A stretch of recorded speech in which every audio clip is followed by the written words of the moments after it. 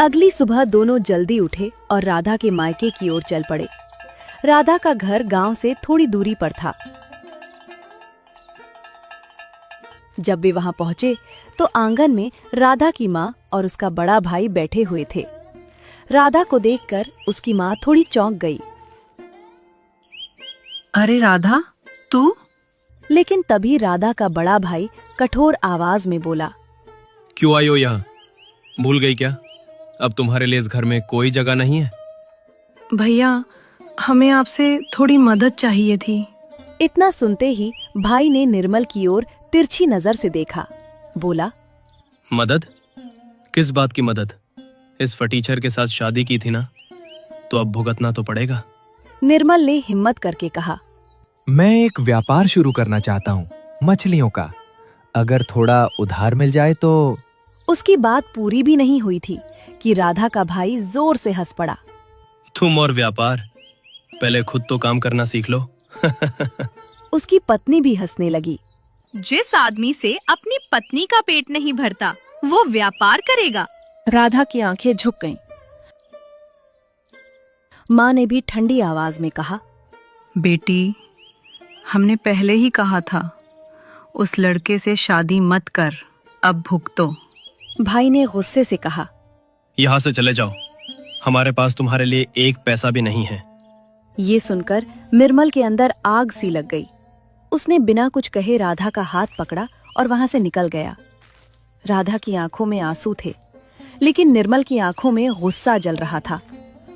कुछ समय बाद दोनों अपने गांव पहुंचे और दोनों चुपचाप रास्ते पर चल रहे थे। तभी सामने से रामनाथ काका आते दिखाई दिए। अरे निर्मल, तुम दोनों यहाँ? उन्होंने राधा की आंसू भरी आंखें देख लीं। रामनाथ ने चिंता से पूछा, क्या हुआ बेटा? राधा दुखी लग रही है। निर्मल ने गुस्से और दुख के साथ सारी बात बता दी। रामनाथ कुछ देर चुप रहे, फिर मुस्कुराए।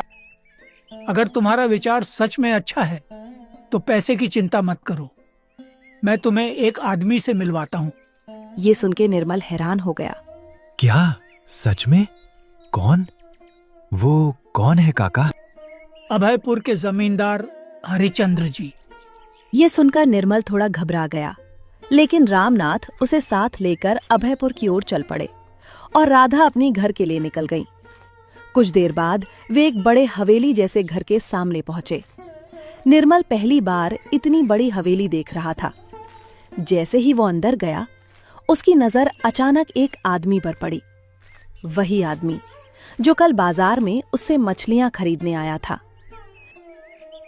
निर्मल मन ही मन चौंक गया। अरे, ये तो वही आदमी है। तभी रामनाथ काका बोले, जमींदार साहब, ये है निर्मल, जिसके बारे में मैंने आपको कई बार बताया था। आज इसको थोड़े पैसों की जरूरत है, क्या आप इसकी मदद करेंगे? अरे सेठ जी, ये तो वही मछुआरा है जिससे मैंने आपके लिए मछली लेके आया था। इसकी वजह से हमें कल मछली मिल पाया था। ओह, ऐसा है, समझ गया। रामनाथ जी, समझो आप लोगों का काम हो गया। धन्यवाद जमींदार जी, मुझे पता था आप जरूर मदद करेंगे। आपका बहुत बहुत धन्यवाद। तभी निर्मल को समझ आया, जिस आदमी को वो कल साधारण नौकर समझ रहा था, वो वास्तव में जमींदार हरिचंद्र का खास आदमी था और अब उसकी किस्मत एक नए मोड़ पर खड़ी थी। आपका धन्यवाद जमींदार जी, आप इतनी जल्दी हमारी मदद के लिए तैयार हो गए, बिना ये सोचे कि मैं कैसा व्यक्ति हूं और आपके पैसे वापस कर भी पाऊंगा या नहीं। मैं आपसे वादा करता हूं कि आपके पैसे जल्द से जल्द लौटाऊंगा। अरे नहीं नहीं निर्मल, तुम गलत समझ रहे हो। तुमको क्या लगा कि मैं बिना किसी व्यक्ति को जाने पैसे दे दूंगा? नहीं निर्मल, मैंने तुम्हारी बुद्धि और तुम्हारी ईमानदारी के किस्से रामनाथ जी से सुनी है। कल जो घटना हुआ उससे तो मैं और भी प्रसन्न हुआ। तो क्या मदद तो करनी ही थी। धन्यवाद, धन्यवाद जमींदार जी, मैं आपका ये उपकार कभी नहीं भूलूंगा। निर्मल पैसे मिलने के बाद बहुत खुश था और जमींदार से पैसे लेके निर्मल रामनाथ के साथ घर की ओर रवाना हुआ।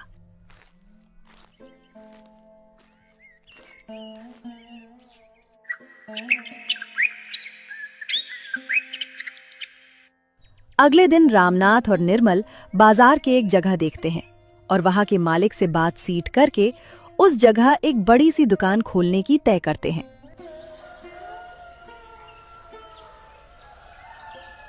ऐसे ही कुछ दिनों बाद निर्मल का दुकान बनके तैयार हुआ और उसने अपने गांव के और कई जगह के मछुआरे को बुलाया और उनको कारोबार के बारे में समझाया। भाई लोग, आज से किसी को भी घंटों बैठ के या जगह जगह घूम के मछलियां बेचने की जरूरत नहीं है। ये मेरी दुकान है। सब लोग अपनी मछलियां मुझे बेच देना और ग्राहक आकर मेरे दुकान से जो भी मछली और जितने भी मछली चाहिए ले पाएंगे।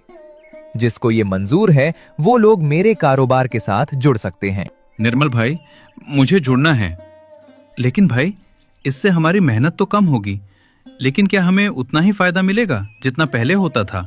उस व्यक्ति की बातें सुन के सब लोग उसकी बात पे सहमत होते हैं और निर्मल के जवाब का इंतजार करते हैं। सब लोग शांत हो जाओ। मैं वादा करता हूं कि आप लोगों का नुकसान नहीं होगा। आप लोगों का फायदा तो उतना ही होगा, लेकिन मुझे बस आप लोगों की मछलियां खरीद के 10% जितना फायदा होगा। और रही बात आप लोगों की फायदे की, जितना समय आप लोग मछली बेचने में लगाते हो, अगर वो समय बच गया तो आप लोग और ज्यादा मछलियां पकड़ पाएंगे और फिर आप लोगों की भी इनकम 2 गुना हो जाएगी। निर्मल की बात सबको सही लगा और सब लोग उससे सहमत हो गए। ठीक है निर्मल भाई, हम समझ गए। तुम्हारे कारोबार के साथ जुड़ के हमें बहुत खुशी होगी और अच्छा लगा कि तुमने ये कारोबार आरंभ किया। हम तुम्हारे साथ हैं। हाँ भाई, तुमने हमारे लिए एक आसान और लाभदायक रास्ता निकाला। मानना पड़ेगा तुम्हारी बुद्धि को। सब लोग निर्मल के बातों से सहमत थे और निर्मल भी सबका साथ मिलके खुश हो जाता है। लेकिन भीमा और हरिया बिल्कुल नाखुश थे। उनको निर्मल के साथ काम नहीं करना था। वो हमेशा से उससे जलते थे। वो लोग बिना कुछ बोले भीड़ से निकल गए। निर्मल का कारोबार चल पड़ा। निर्मल ने जैसा सोचा था वैसे ही सब ने उसको मछलियां बेची और कई सारे ग्राहकों ने पहले ही दिन अच्छी खरीदारी की। लेकिन ये सब भीमा और हरिया को रास नहीं आ रहा था और दोनों अपने मछलियां बेचने की जगह ग्राहकों को बुलाकर निर्मल के खिलाफ गलत बोलने लगे। अरे भाई, क्यों उस निर्मल के पास मछली खरीदने जाते हो, जबकि हम उससे ताजी और सस्ती में मछलियां दे देंगे। जब भीमा और हरिया उस ग्राहक को ये सब बोल रहे थे तब वहां से रामधन काका गुजरते हैं और वो जाके निर्मल को सब बता देता है। अरे काका, कोई बात नहीं, करने दो मेरी बुराई। वो लोग हमेशा से मुझसे जलते थे, तो अब और उनसे उम्मीद भी क्या कर सकते हैं। छोड़ो काका। निर्मल उन लोगों पे ज्यादा ध्यान नहीं देता और अपने कारोबार पे ध्यान देता है और ऐसे ही दिन बीतते गए और निर्मल अपने बुद्धि और साथी मछुआरे की मदद से अपने कारोबार से अच्छा मुनाफा करने लगता है। और यहाँ भीमा और हरिया की अब व्यापार ठीक नहीं चल रहा था। उनसे अब मछलियां खिरने ग्राहक नहीं जाते थे और फिर दोनों थक हार के निर्मल के पास मदद के लिए आते हैं। निर्मल भाई, हमें पता चल गया कि हमने कितनी बड़ी भूल की। हमारा धंधा स्तब्ध हो गया है। अब हमसे मछलियां कोई नहीं खरीदता है।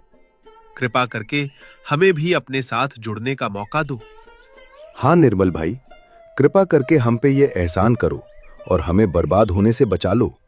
हमारी पहले की बातों की वजह से हमसे नाराज मत रहना। ये क्या बोल रहे हो? तुम लोगों को मेरी मदद की क्या जरूरत? तुम लोग तो बड़े आदमी हो और वैसे भी अब मैं तुम्हारी मदद नहीं कर सकता। तुम दोनों के वजह से बाजार बहुत खराब हुआ है। तुम लोगों ने ग्राहकों को बहुत भड़काया है और अगर मैं तुम्हें मेरे साथ जोड़ूं तो बाकी के मछुआरे भाई से मेरा रिश्ता खराब होगा। तुम लोग यहां से जा सकते हो। निर्मल की बात सुन के दोनों को बहुत दुख हुआ और दोनों वहां से अपने हालत का रोना लिए निकल गए। निर्मल का कारोबार अब जोड़ो चरो से चलने लगा। अब वो ज्यादा दुकान में नहीं बैठता। उसने कई लोग अपने दुकान में रखे हुए थे।